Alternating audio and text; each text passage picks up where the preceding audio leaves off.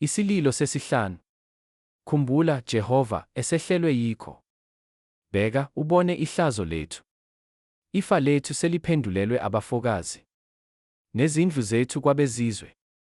Siyizintandane asinababa. Omame banjengabafelokazi. Amanzi ethu siyawaphuza ngemali. Izinkuni zethu ziza ngentengo. Abasixoshayo basezintayeni zethu. Sikhathele asinakuphumula. Sinike isandla sethu kulo iGibhithe. Nakulo i-Asiriya ukuba sisuthe isinkwa. Obaba bona abasekho. Thina sithwala ububi babo. Izigqila ziyasibusa. Akakho osikhulula esandleni sabo.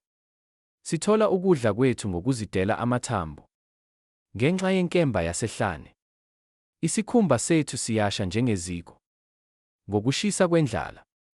Balala nabesifazane eSiyoni. Izintombi zasemizini yakwaJuda. Izikhulu zaphanyekwa ngezandla zabo. Ubuso babadala ababuhloniphanga.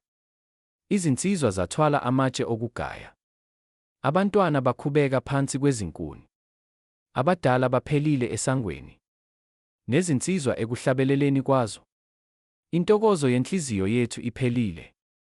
Ukusina kwethu kuphenduke ukulila. Umqhele uwile ekhanda lethu.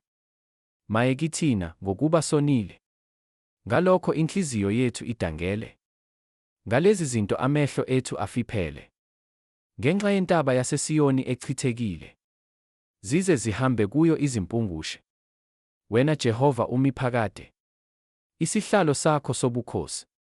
Sikhona ezizukulwaneni ngezizukulwane. Usikhohlelwani kuze kube phakade. Usishiye izinsuku eziningi na? Sibuyisele kuwe Jehova, siyakubuya. Yenza izinsuku zethu zibe zintsha njengasendulo. Ngokuba usilahlile nokusilahla. Wasithukuthelela kakhulu.